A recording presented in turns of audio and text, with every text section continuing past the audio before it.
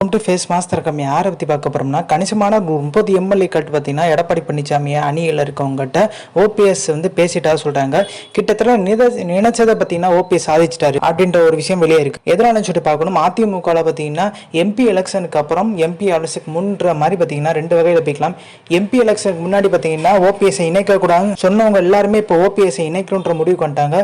குறிப்பிட்டு பார்த்தீங்கன்னா அந்த கிளை செயலாளர் வட்ட செயலாளர் இருப்பாங்க பார்த்தீங்களா, அந்த மாவட்டத்தில் நிறைய பேர் தென் மாவட்டம் சேர்ந்தவங்க ஓபிஎஸ்க்கு ஆதரவான நிலையில தான் இருக்காங்க. இது எடப்பாடி பழனிசாமிக்கு பார்த்தீங்கன்னா இப்போ வர சட்டமன்ற தேர்தலில் மிகப்பெரிய ஒரு பிரச்சனையை உருவாக்கும்ன்ற மாதிரி தெரியுது. எடப்பாடி பழனிசாமிக்கு ஆதரவாக இருந்த நிறைய மாவட்ட செயலாளருக்கும் பார்த்தீங்கன்னா ஓபிஎஸ் அணியில் போயிட்டாங்க.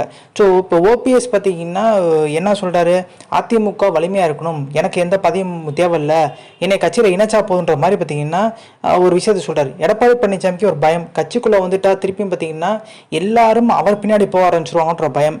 முன்னாடி பண்ண தப்பை பார்த்தீங்கன்னா எடப்பாடி பழனிசாமிக்கு ஊர்த்திட்டு இருக்கு. ஓபிஎஸ் திருப்பி கட்சிகளை இணைச்சுக்கிட்டோம்னா கண்டிப்பாக அவர் கட்டுப்பாட்டில் வந்து கட்சியை கொண்டு வரதுக்கான வாய்ப்பு முயற்சி ஓபிஎஸும் எடுப்பார். ஸோ அதனால தான் பார்த்தீங்கன்னா எந்த ஒரு நகர்வுமே நகர்த்தாமல் எடப்பாடி பழனிசாமி வந்து நியூட்ரலாக இருக்கதா சொல்கிறாங்க. ஸோ இந்த இன்ஃபர்மேஷன் பிடிச்சா லைக் ஷேர்